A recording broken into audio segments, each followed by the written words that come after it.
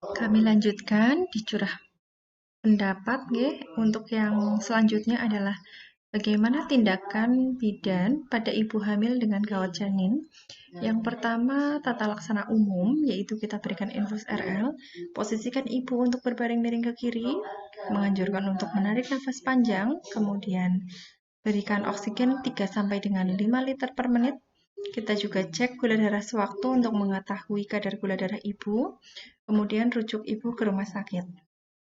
Untuk penata laksanaan DMG ini dilaksanakan secara terpadu oleh dokter spesialis penyakit dalam, dokter spesialis obstin, ahli gizi, serta dokter spesialis anak. Kemudian monitor kesejahteraan janin menggunakan CTG. Tata laksana yang selanjutnya yaitu tata laksana khusus. Yang pertama, kita usahakan untuk mencapai dan mempertahankan kadar glukosa darah gula darah puasa kurang dari 95 mg per desiliter dan kadar glukosa 2 jam setelah makan kurang dari 120 mg per desiliter.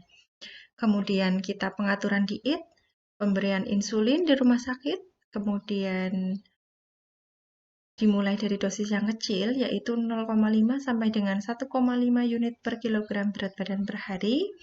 Pemantauan menggunakan pemeriksaan TFU, USG, atau dengan CTG.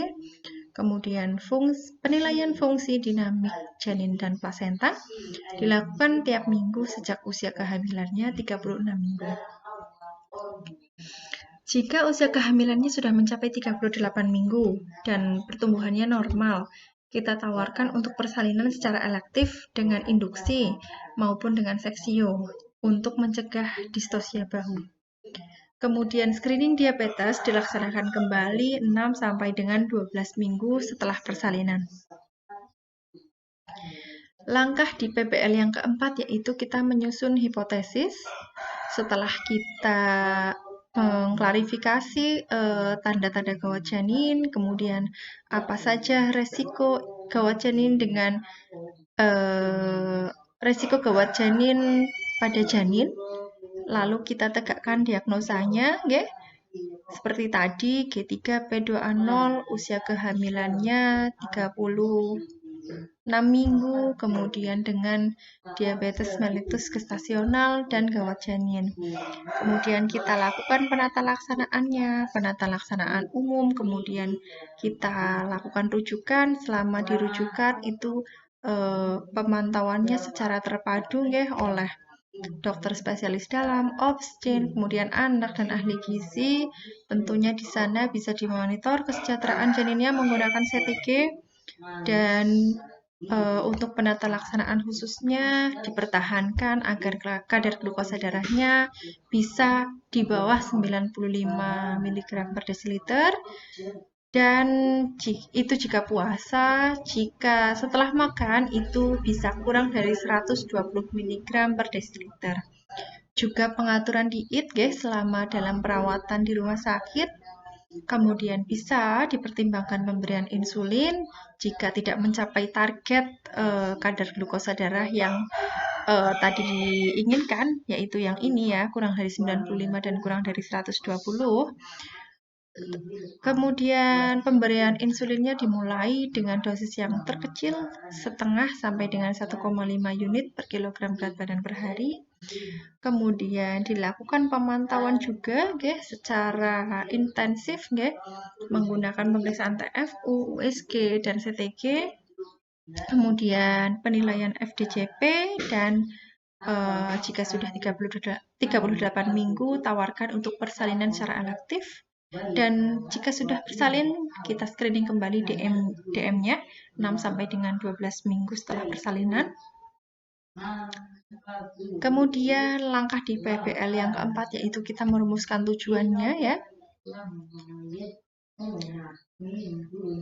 Tadi sama ya, seperti yang sudah disampaikan di awal, yaitu kita klarifikasikan dulu gawat janin, kemudian kita identifikasi dulu ibu yang terkena gawat janin, kemudian diagnosanya, tindakan-tindakannya, dan hubungannya apa antara diabetes mellitus kronis dan gawat janin.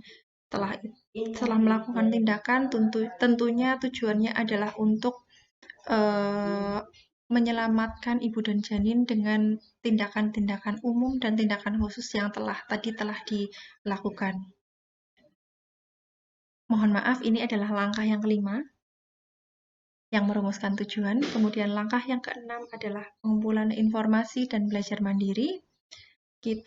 Setelah kita berdiskusi melalui Zoom meeting, lalu kita susun laporan hasil PBL nggih. Yang pertama tentang pengertian gawat janin, kemudian penyebab gawat janin, faktor-faktor yang mempengaruhi gawat janin, kemudian tanda-tandanya gawat janin, kemudian resikonya terhadap kehamilan apa, cara menyusun diagnosa kehamilannya bagaimana, kemudian pengertian DJJ, cara mengukur DJJ yang benar seperti apa, menggunakan alat apa sebaiknya, dan hubungannya apa antara DMG dengan gawat janin, kemudian tindakan-tindakan yang dapat kita lakukan pada ibu hamil dengan gawat janin melalui apa saja tindakannya, yaitu tata laksana umum tentunya dan tata laksana khusus setelah pasien kita rujuk dan diberi asuhan di rumah sakit. Begitu yang dapat kami sampaikan tentang hasil PBL kelompok 3 tentang gawat janin. Saya selaku perwakilan kelompok 3 mengucapkan terima kasih atas atensi yang diberikan dan kerjasama teman-teman semuanya. Apabila ada yang kurang berkenan, saya mewakili kelompok mengucapkan mohon maaf yang sebesar-besarnya. Wabillahi taufiq wal hidayah. Wassalamualaikum warahmatullahi wabarakatuh.